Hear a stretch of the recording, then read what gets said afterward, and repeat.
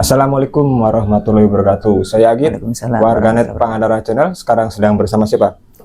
Perkenalkan, nama saya Muhammad Mansur atau sering disapa dengan Kak Mansur. Ya.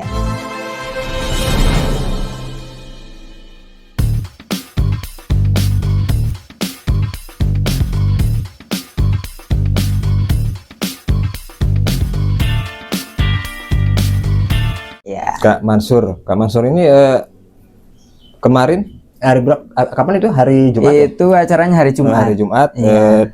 dapat juara satu lomba mendongeng ajang Askrindo PAUD Indonesia Award 2024. Itu mungkin bisa diceritakan? Ya, siap. Oke, terima kasih Kang Agit ya. Hari ini bisa bersilaturahim bersama Kak Mansur. Nah, kebetulan Kak Mansur waktu itu mengikuti lomba mendongeng ya yang diagendakan oleh Askrindo bekerja sama dengan PAUD Inspirasi Indonesia. Nah, itu sebenarnya lombanya ada 5 kategori.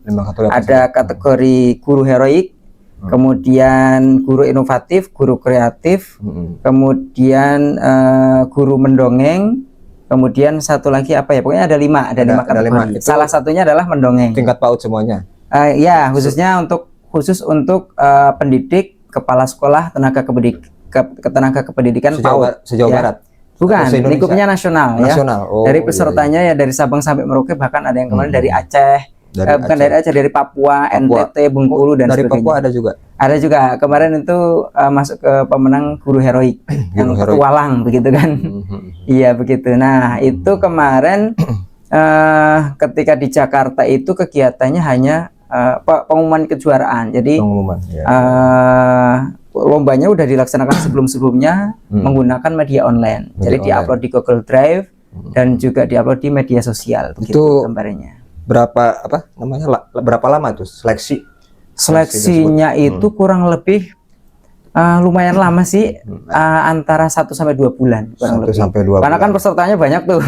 Jadi benar-benar harus diseleksi. Bahkan kemarin ada pengunduran ya, karena memang minatnya masih banyak, tapi waktunya terbatas. Akhirnya kemarin diundur waktunya, sehingga para pendidik PAUD semakin banyak. Makanya di tahun ini kalau saya lihat kemarin termasuk berita yang disampaikan di konten Instagramnya Askrindo, dan kemarin disampaikan pas apresiasi itu, tahun ini tahun terbanyak ya. Jadi dari 5 kategori itu jumlah pesertanya kurang lebih 1.500 guru ya. Jadi antusias sangat tinggi ya. Iya, alhamdulillah. Sekarang sangat tinggi. Dan itu biasanya tiap tahun ada gitu. Iya. Itu ada apa tujuan Mas sendiri ikut lomba tersebut? Kalau saya memang sebelumnya kan saya sering melatih lomba, baik anak-anak dan guru-guru. Tapi saya sendiri jarang ikut lomba gitu kan. Jadi saya ingin membuktikan sejauh mana sih kompetensi saya gitu kan. Nah, biasanya walaupun kemarin juga ada guru-guru kita yang juga sama-sama ikut jadi peserta gitu kan. Ada 2 yang dari RA Darussalam kan. Nah, pertama kita pengen menambah pengalaman yang jelas. Kemudian yang berikutnya, dengan kita mengikuti lomba, kita akan tahu peserta lain seperti apa. Jadi kita bisa saling belajar dengan peserta lain. Nah, kemudian yang ketiga, tentu kita pengen membumikan cerita atau dongeng atau kisah di bumi Nusantara. Karena memang budaya mendongeng atau berkisah itu sekarang udah mulai luntur, apalagi dengan adanya HP dan sebagainya. Khususnya gitu kan. Di Pangandaran kan. Betul sekali. Iya. Nah, itu kriteria penilaiannya gimana dari dewan juri dan kalau kriteria secara umum sih, kalau untuk mendongeng itu kan yang dinilai adalah bagaimana kita menyampaikan cerita ya. Mulai dari suaranya seperti apa, kekuatan suaranya, kemudian ada suara penokohannya atau tidak, kemudian dari ekspresi, kemudian gestur, kemudian kreativitas dan sebagainya. Nah, itu adalah termasuk dalam unsur penilaian. Gitu. Itu lombanya gimana sih? Praktek atau apa gitu? Iya, kita langsung praktek mendongeng. Ya, mendongeng. Jadi kemarin tuh diberikan 2 kebebasan ya. Yang pertama, boleh langsung kita di depan kamera nih, kita mendongeng secara langsung tanpa ada audien, ya kan.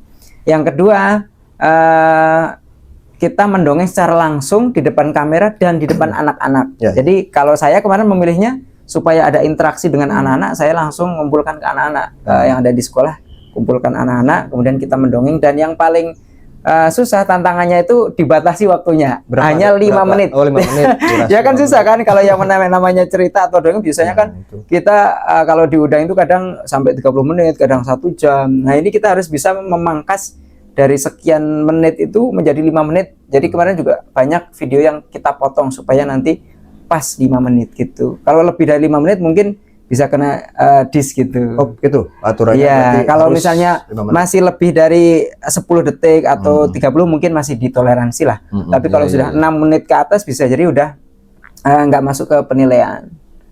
Kalau yang lain itu gimana? Yang lain. Gimana? Kemarin ada juara 2, juara 3. Prakteknya Yang gimana itu kemarin? juara 2 dan juara 3 kemarin beliau pakai mediasi. Iya. Jadi tapi nggak pakai audien waktu itu. Nanti tanpa Cuma ya keren-keren semua, luar biasa pokoknya guru-guru. Iya.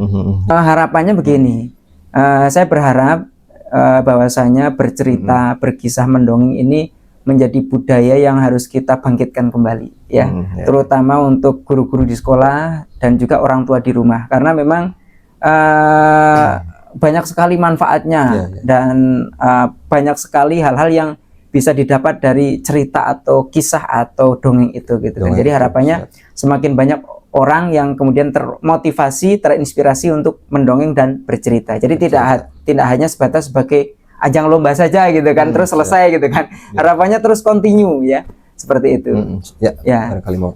Ya, untuk ucapan terima kasih yang pertama tentu kepada keluarga besar RA dan DTA Darussalam, lembaga yang kami kelola, atas berkat support dan doanya, termasuk anak-anak kemarin yang sudah ikut berperan dalam kegiatan mendongeng. Ini mudah-mudahan menjadi keberkahan untuk keluarga besar RA dan DTA Darussalam. Kemudian pihak keluarga yang luar biasa mensupport dan mendorong sampai saya bisa sejauh ini. Dan yang paling utama adalah guru-guru saya yang ada di komunitas PPMI, ya. PPMI itu Persaudaraan Pencerita Muslim Indonesia. Itu pusatnya dulu menggagas awalnya Kak Bimo dan kawan-kawan yang ada di Yogyakarta. Jadi di situ saya menggali potensi saya, kemudian kita berlatih dan sebagainya. Nah, itu. Ya mungkin sekian dulu, nanti kita lanjut. Nah, satu lagi, ini juga penting ya. Ini hal yang penting juga ya. Kebetulan saya mengajar di kampus Tidnu Al-Farabi Pangandaran di Prodi PIAUD.